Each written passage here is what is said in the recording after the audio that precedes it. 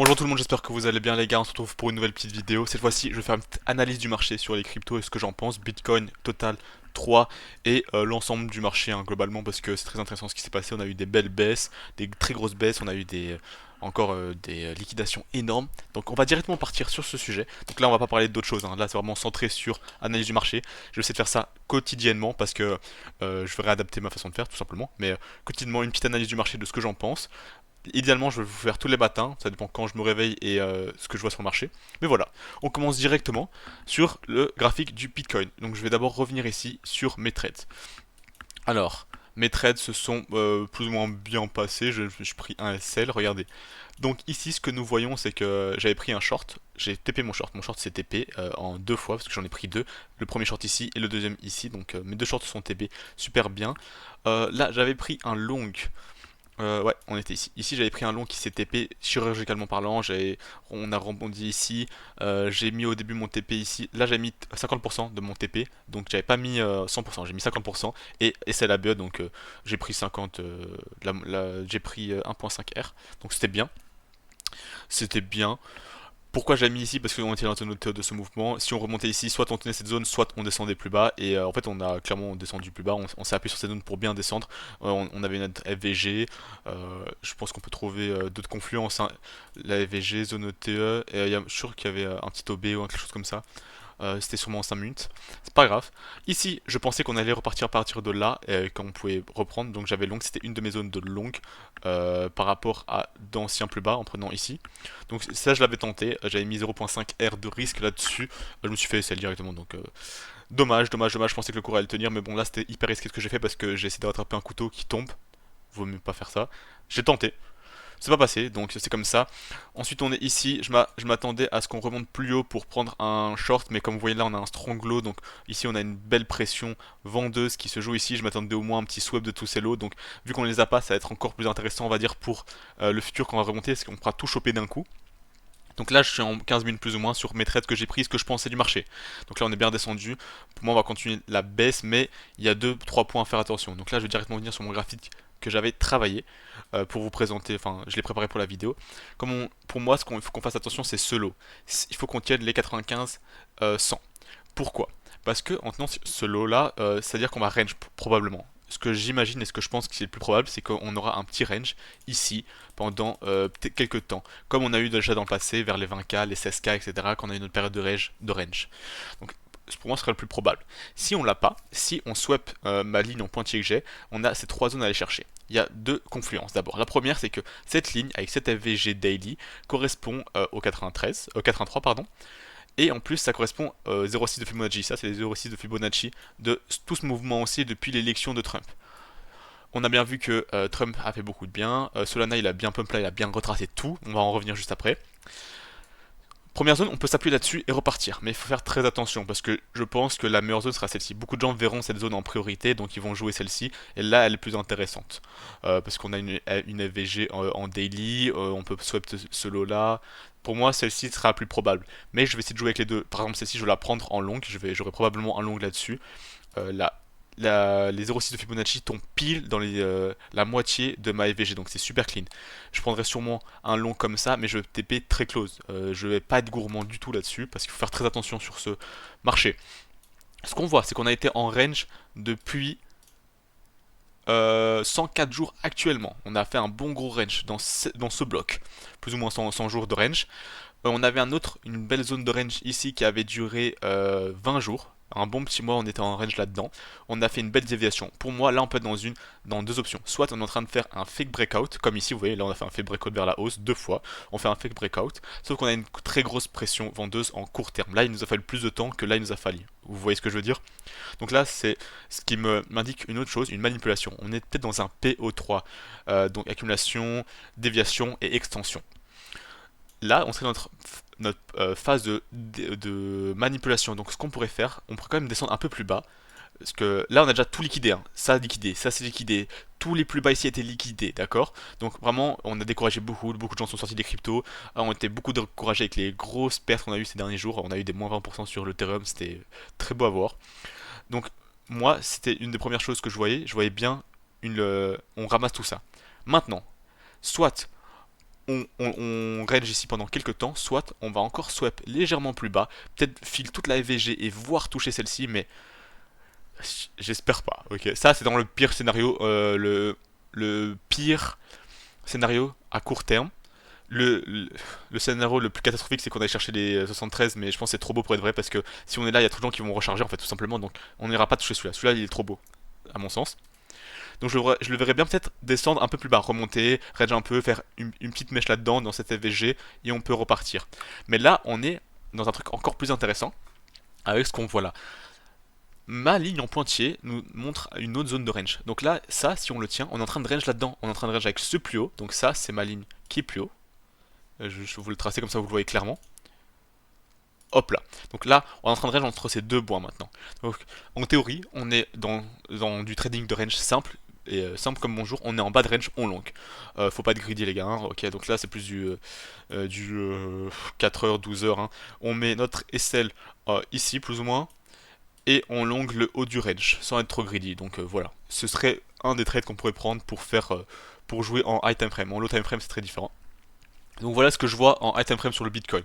On est quand même bien descendu. Je m'attends à vraiment à la latéralisation pendant quelques jours. Ce serait l'idéal là-dessus. L'idéal. Je vais essayer de venir un peu en low time frame pour voir si on voit quelque chose d'autre d'intéressant. Non, vous l'avez. On fait juste des points. On accumule et boum, on s'écrase, on s'écrase, on s'écrase, on remonte légèrement et on s'écrase, on remonte et on s'écrase. Là, c'est différent. Ce qu'on vient de faire ici, là, c'est un peu plus différent. On est en train de prendre. On a swap tout ça. Je commence à avoir une petite résistance, à voir ce que ça va donner. Si là on pourra dire que cette zone a fait office de support ou pas. Mais pour l'instant je m'abstiens là-dessus, donc on fait attention. Excusez-moi c'était ma petite sœur. Donc voilà, là on est en train de peut-être tenir là-dessus, donc on va voir ce que ça donne au long terme. Moi je préfère pas m'avancer sur ce qui va se passer, on attend, parce que vraiment, regardez-moi, on a eu des volumes de vente énormes, le rachat a énormément de mal là-dessus. Maintenant on va parler un peu de Solana, qui s'est écroulé. Il s'est vraiment écroulé. Donc là, c'était après Strum qui parle de sa crypto, etc. Ça a fait péter, il s'est bien envolé et on s'est dégringolé. On a fait des plus bas. Si je vais voir sur mon graphique où je sais que j'avais du tracé dessus, euh, moi, mes zones que je pensais tenir, c'était celle-ci vers les 159, mais on s'est appuyé dessus, hein. Mais on s'est écrasé. Donc j'ai préféré pas toucher. Elle est encore très faible. Le Solana est encore très faible.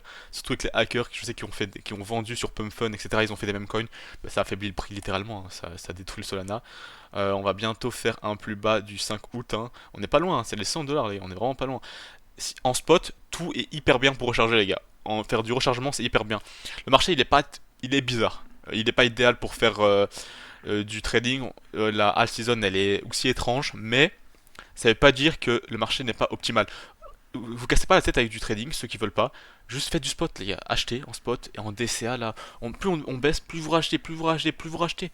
Et au moment où ça remonter, vous serez juste beaucoup trop bien. C'est tout. Donc ça c'est au sujet du Solana, qui est vraiment dans une position très faible. Normalement, on peut tenir parce qu'on a quand même on a quand même swap cette mèche là. Cette mèche a été swap.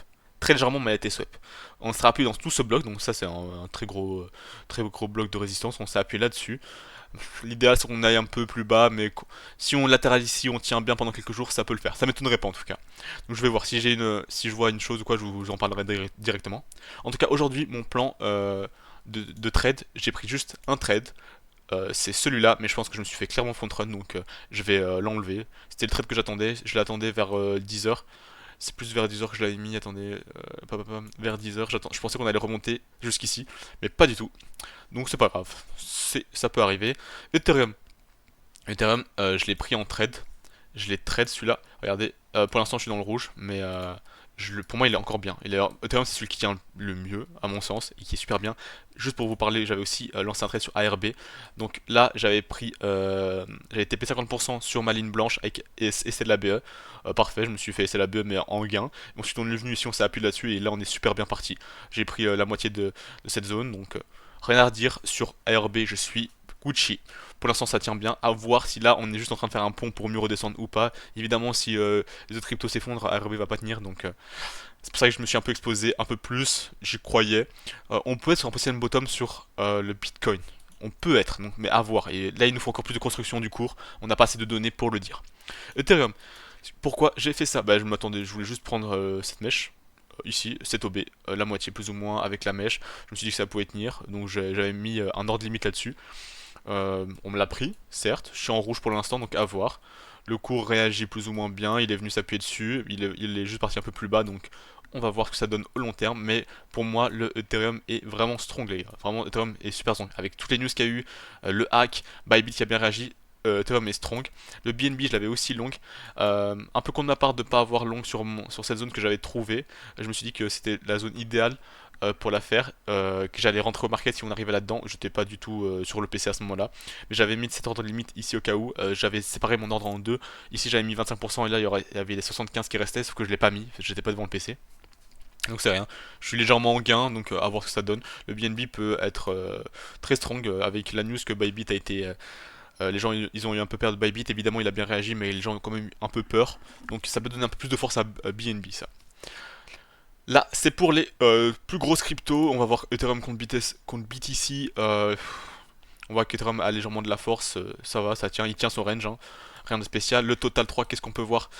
C'était pour vous montrer que je pensais que les cryptos allaient tenir là. Bah, c'est le trade que j'ai pris sur Ethereum et sur ARB. Rien de spécial, hein.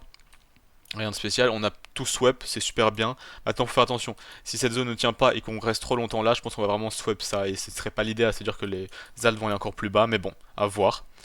Le Autos, bah les gars, faut pas se mentir, hein, si, si les cryptos meurent, enfin elles baissent de fou, Autos peut pas se tenir, même si c'est un petit projet, bah, il tient bien, il y a de la news, il y a des gens derrière, c'est hype et tout, mais voilà, on peut pas faire contre le marché non plus.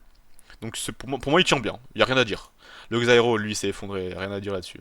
Ils ont prévu un nouveau plan marketing à voir ce que ça donne, mais là il s'est effondré. Je suis quasiment à BE alors que je suis rentré en pre-sale.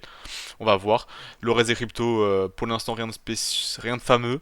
On avait hier surtout une grosse journée dans le rouge, hein. Hier, c'était bien rouge. Le Popcat qui me fait bien rire, j'adore le regarder cette crypto. On a quand même touché les 18 cents, hein, sur le Popcat, c'était fameux, c'était fou. Ah non, merde, un peu plus bas même, les 16 cents. Donc voilà, je vous ai fait un tour du marché crypto global. C'est ce que je pense aujourd'hui. Demain, je vous en ferai un autre. Si j'ai un trade où je vois une opportunité, je vous le partagerai directement sur X et sur Telegram. Je vais créer mon canal Telegram ce soir et je vous partagerai sur X si ça vous intéresse. Et évidemment, c'est totalement gratuit. Il n'y a rien de payant ni rien. Je veux juste vous partager des screens. Comme ça, si je sais pas, je fais une vidéo le matin et que le soir je vois une chose intéressante, je vous partage le screen au lieu de faire toute une vidéo. Merci beaucoup de m'avoir regardé, n'hésitez pas à lâcher un pouce bleu et à commenter, ça me ferait super plaisir. Si vous avez une suggestion ou quelque chose à me dire, n'hésitez pas. A plus la team et prenez soin de vous.